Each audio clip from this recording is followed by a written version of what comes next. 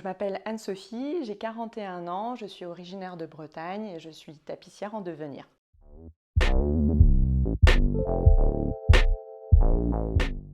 Alors à 18 ans, je suis partie de chez mes parents et j'ai commencé des études scientifiques à l'université de Montpellier et j'ai poursuivi par des études en management à l'université de Lille.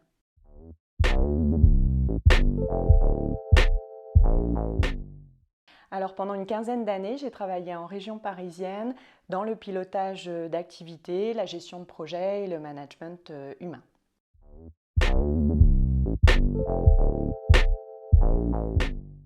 Alors les métiers que je faisais auparavant m'intéressaient énormément, je m'éclatais vraiment dans ce que je faisais, dans le management, dans la gestion de projet.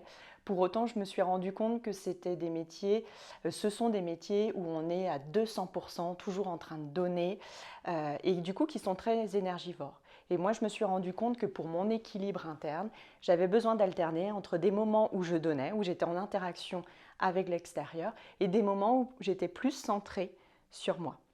Donc du coup, je me suis interrogée sur qu'est-ce qui pourrait m'intéresser et je faisais de la couture en amateur. Et ma grande frustration, c'était justement de ne pas avoir le temps d'en faire un petit peu plus. Donc je me suis dit, pourquoi pas les métiers de l'artisanat d'art et plus particulièrement les métiers du tapissier. Donc tapissier, on est aussi bien sur du tapissier en siège que sur du tapissier en décor qui travaille sur les décors, les rideaux, les coussins, etc.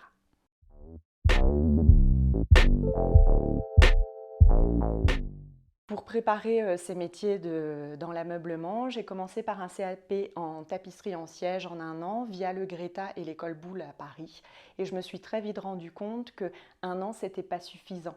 En fait, on découvre les techniques, mais pour se sentir un petit peu plus à l'aise et puis pour maîtriser plus de techniques, il est important de continuer la formation. Donc dans ce cadre-là, je suis venue poursuivre ma formation de tapissier en siège à l'école AFPIA Estenord qui se trouve à Liffol-le-Grand.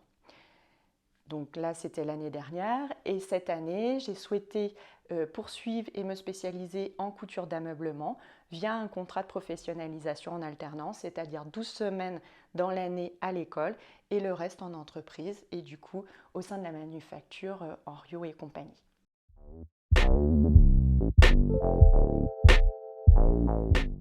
Oui, pour le futur, à l'issue de ma formation, j'ambitionne de créer mon atelier. J'ai une vraie âme d'entrepreneuse et à un moment, il faut se lancer, il faut oser.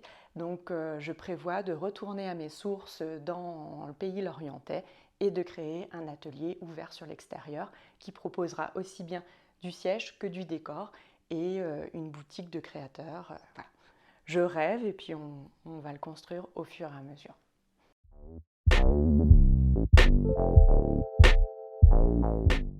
Mon conseil premier, c'est qu'il faut avoir bien conscience de ce que engendre la reconversion, tant au niveau professionnel que personnel, que c'est des projets qui sont passionnants et complexes. Donc il faut être pugnace, persévérant et jamais rien lâcher.